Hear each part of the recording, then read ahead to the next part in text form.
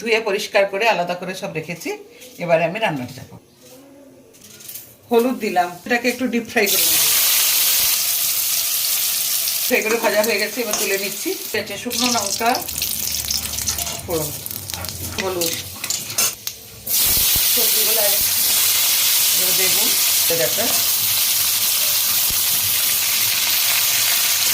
এই শুক্তোটা যখন হবে গুঁড়ো দিচ্ছি। কচুরিটা আমার কষানো হয়ে গেছে শুক্তোটা। এরপরে আমি সরষে বাটা দিচ্ছি। এটা দিচ্ছি সরষে বাটা দিয়ে উচ্ছে আলু বেগুন দিয়ে শুক্তোটা আমার তৈরি হয়ে গেছে। লাস্ট ফিনিশিং যেটা শুক্তোর পুরো ফর্মটা চেঞ্জ করে দেবে, এটা আমি এখানে কাঁচা সরষের তেল বেশ কিছুটা অ্যাড করব।